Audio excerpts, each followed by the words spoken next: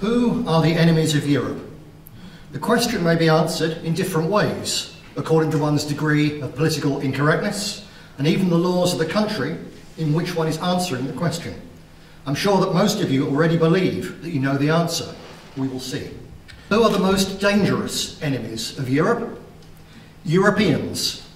Ordinary, decent Europeans, most of them patriots, many of them essentially nationalist, some of them active nationalists, some of them are in this room. How can I say such a terrible thing? Because it is true, and because it needs to be said. Yes, I know all about the usual suspects, the masochistic liberals, the cultural Marxists, the greedy, short-sighted capitalists, the European Union, the Talmudic supremacists, Richard Coudenhove-Kalergi, quite a list, and yes, they all share the blame. But in truth, the success of the various elite projects to destroy the nations and the peoples of Europe is only a symptom of a far deeper, far more basic and dangerous problem. It comes down to this: if you dig a large hole, there's really no point complaining when it fills up with water. The hole in Europe is demographic.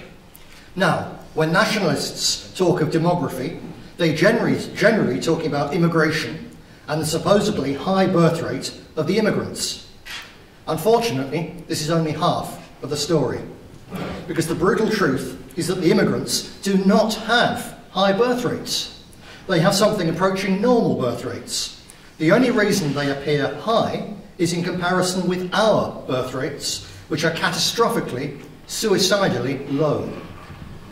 Yes, I've heard all the excuses. We can't afford a family. Nonsense. Let me translate that.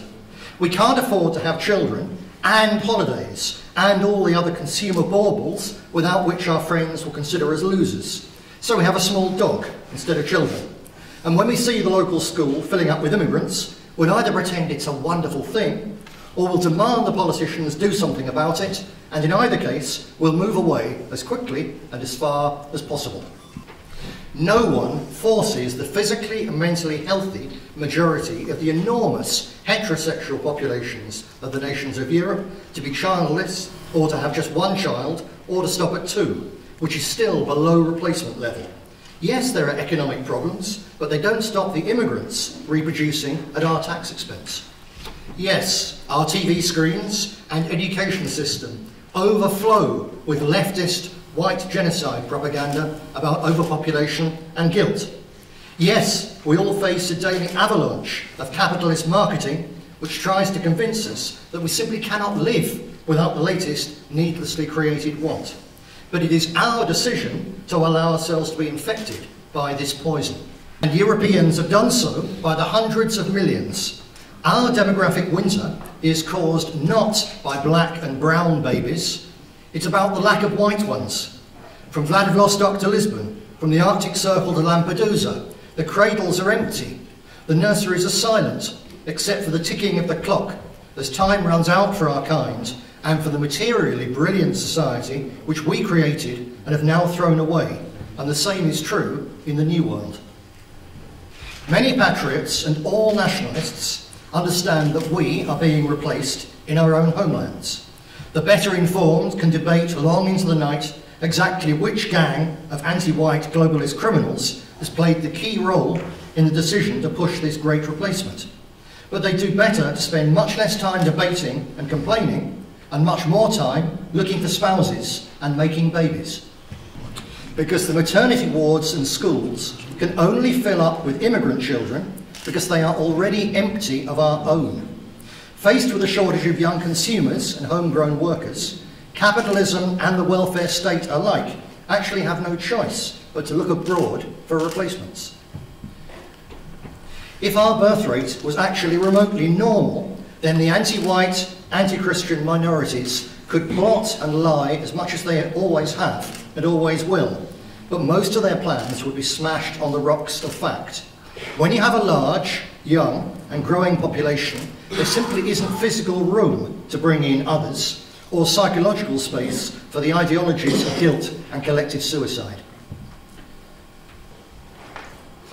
As it is, if every non-European immigrant either vanished or became sterile tomorrow, then, with the exception of Ireland, there is not a single European nation which could avoid catastrophic economic collapse over the next few decades. Not so much on account of what the immigrants produce, but because of what they buy and consume. This is not alarmism, it's a simple demographic fact. Even if the nationalist parties, which exist in every one of our countries, were elected on a mandate of sending every last immigrant back to their lands of ethnic origin, then the highly advanced, comfortable modern societies, which we've come to regard as normal, would still all cease to exist in our lifetimes. The birth rates in our various countries differ. In much of southern Europe, the average native birth rate is around 1 child per woman of childbearing age. These countries are already caught in what demographers know as the 4-2-1 trap. 4 grandparents had 2 children who have 1 child. The result is that there are already so few young girls in the population that the only way to save those societies from economic and social collapse would be for each of them to have an impossible average of 20 children. The nations with these birth rates are poised on the cusp of a catastrophic population decline because the post-war baby boom generation are starting to die like flies in autumn. The social impact on a society in which fewer and fewer young workers have to fund and care for more and more old people will be shattering, and the economic impact, hitting everything from property prices to GDP and taxes, will be disastrous. Having 1 child per family may seem unexceptional and undramatic, but the habit has already taken hold. As a result, the population of these countries is already so much older than what is normal in any human society that it is now inevitable that, by the end of this century, their total population will be a mere 10% of what it is now. Not a 10% drop, but a population just 10% of now. The drop will be 90%, and, short of a 3-generation total war breeding programme, which placed demands on the entire population, which are totally unsaleable in any society, let alone a democracy, there is nothing that anyone can do to stop it. In northwest Europe, some nations have what appears to be a somewhat healthier birth rate. But strip out the fast-breeding African and Muslim communities, and the real native figure is similar to the more immediately obviously doomed former Catholic South. The difference between Italy and England and Germany is that, assuming external circumstances do not produce a change in migration patterns to fill the vacuum, which is actually a very unwise assumption, then Italy will remain Italian but be empty, whereas England and Germany will be full but no longer English or German. Take your pick as to which you think is worse, but don't think you can, like the old Anglo-Danish King Canute, try to hold back the demographic tide by pretending that the iron law of population has miraculously ceased to apply to us. The people of any country that refuses to have children will be replaced by the children of countries that do. Even in Central and Eastern Europe, where recent political developments speak very clearly of a collective rejection of the European Union's suicide through immigration policy, there is a demographic disaster in the making. Several countries have had the sense and good fortune to elect governments which understand the demographic situation sufficiently that they are producing policies and funds explicitly designed to encourage their young people to marry and have large families, but it is not yet anything like enough. Thus, in nations such as Hungary and Belarus, there is some hope that the Central Eastern European average of 1.7 children per woman will creep upwards. It needs to, because while the long-term impact of this sort of figure is only half as bad as having just 1 child, the statistical inevitability, if this goes on, is that the population will fall by nearly 80% by the end of the century. The remaining 20% will have a choice between living in a socially and economically failed state or turning their countries into African breeding colonies and hoping that by some miraculous process of ethno-cultural osmosis, the newcomers will magically acquire the ability to maintain the advanced modern society which they have so singularly failed to do in their own homelands since achieving independence in the 1960s. Further east still, Russia, rather like the USA and Great Britain, now has a superficially healthy demographic pulse rate. In the case of Putin's state, this is partly because of quite generous incentives to couples to have children. But despite increasing criticism from the Orthodox Church, Russia's abortion rate remains part of a demographic as well as a moral catastrophe. Russia is woefully underpopulated as a direct result of the use of abortion as a form of barbaric contraception. What has been done in the West by the pill has been done in Russia by the abortionist. More than 100 million abortions, in horrifying fact, the same death toll as 4 Second World Wars. With this continuing even now, the recent reversal in Russia's demographic decline has happened largely because Russia is now the world's biggest in-migration state, now welcoming more immigrants every year, even than the United States, with its virtually open border to Mexico. Russia, like the West, is turning Muslim. There have been times in the past when individual European nations suffered low birth rate crises, but these were localised and were dealt with through large-scale immigration from neighbouring countries, with the result that they were quickly resolved, leaving no noticeable consequence save a change in surnames. In terms of white Christian babies, the collapse in the indigenous British birth rate is now being partially masked by the large numbers of Polish and other East European couples having children in UK hospitals. But this is a last gasp impact, since the birth rates of the eastern donor countries are simply too low for the flow to continue in large enough numbers to make up for the widening population black hole in the West. Indeed, the new campaigns by several Eastern European states to persuade some of their young émigrés to come home are only the first beginnings of what will become intense competition between ageing nations for energetic, intelligent and fertile young immigrants from culturally and ethnically assimilable stock.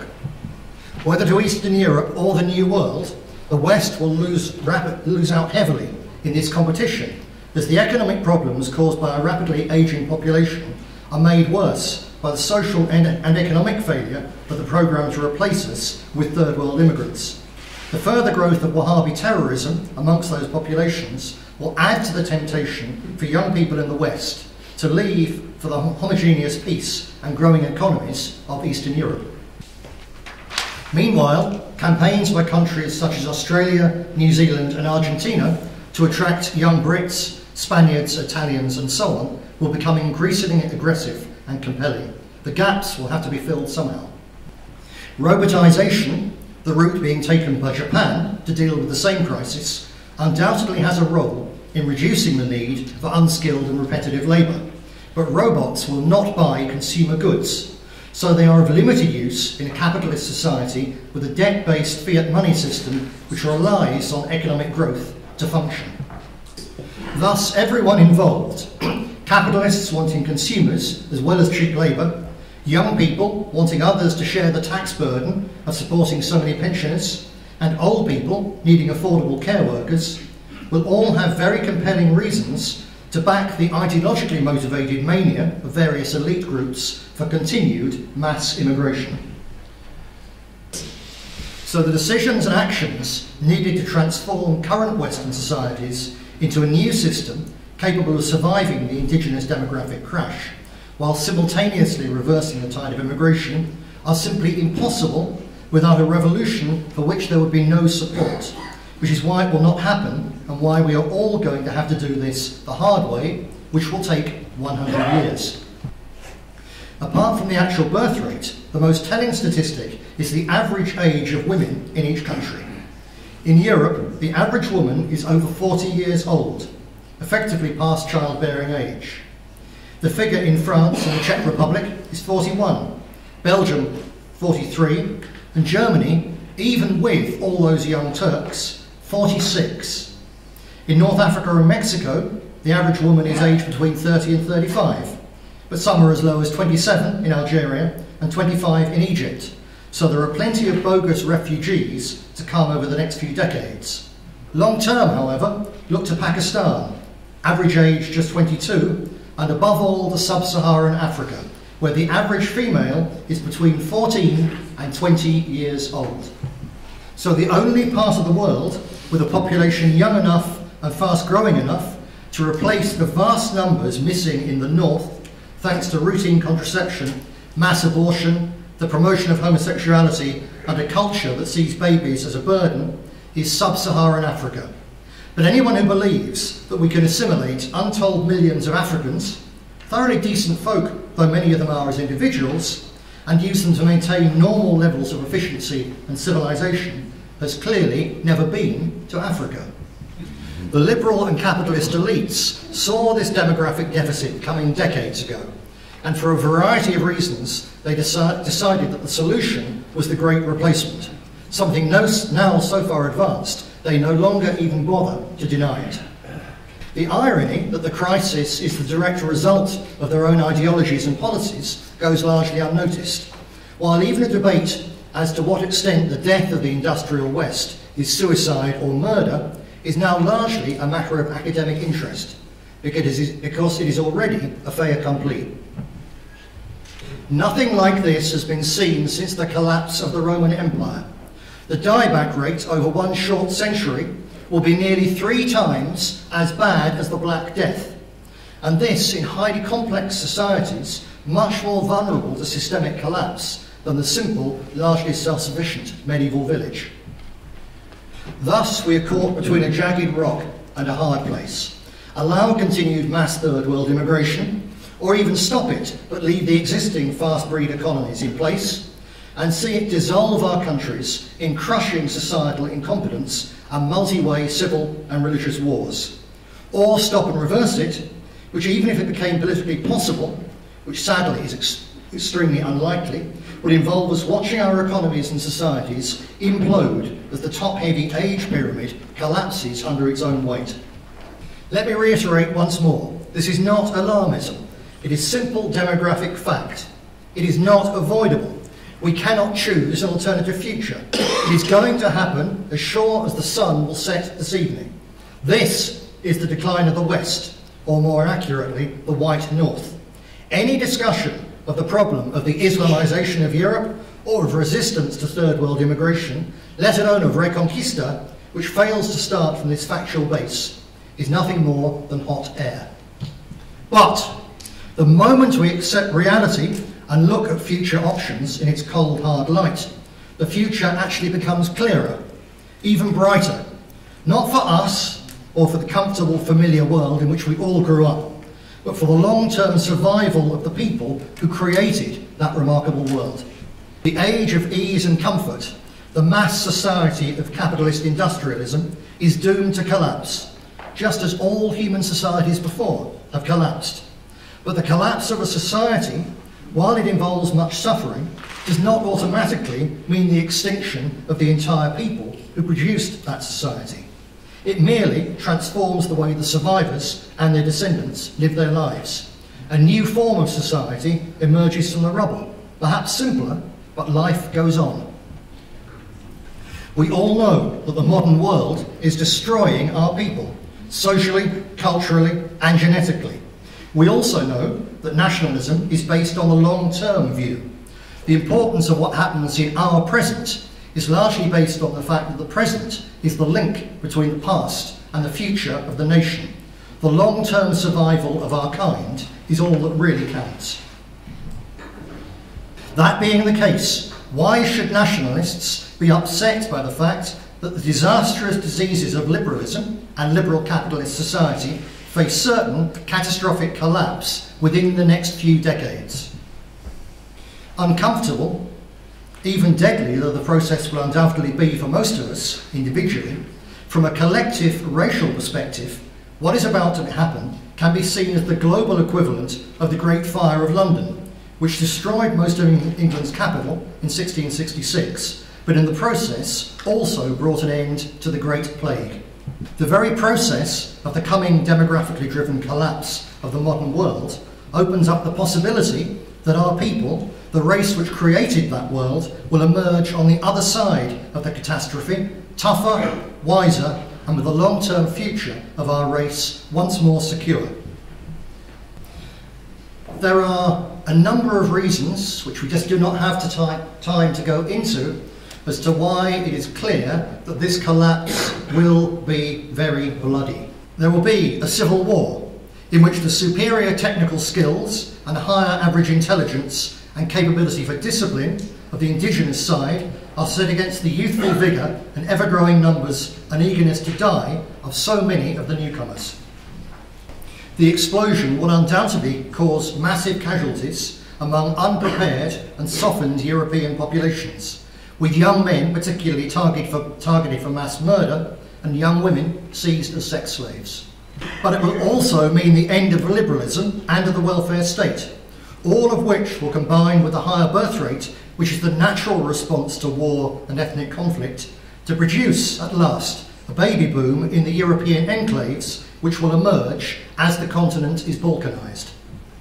Many nationalists take comfort in the idea that, quote, once our people are forced to fight, everything will turn around very quickly, unquote. Unfortunately, the demographics tell a different story. We cannot take back Europe in the course of a few years of civil war, for the simple reason that there are not enough Europeans to settle and hold the resulting living spaces. Look at our major cities, many of which are already huge third world colonies. True, you will find large numbers of their former indigenous inhabitants living in retirement in the suburbs, or in holiday areas, or in expat communities in rural France or on the Spanish coast.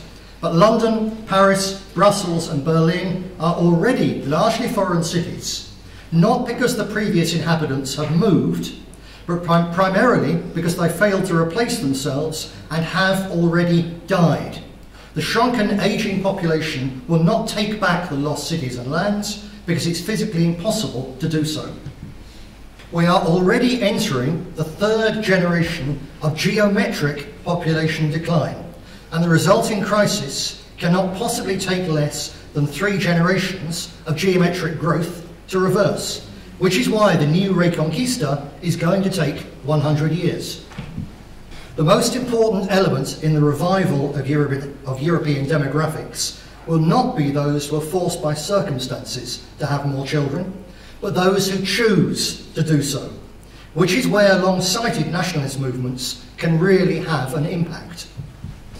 As you know, genuine nationalists are being edged out from even the margins of political power by the establishment's new and successful tactic of promoting civic nationalist safety valve parties. Our efforts broke the ice for them. We can recruit from them.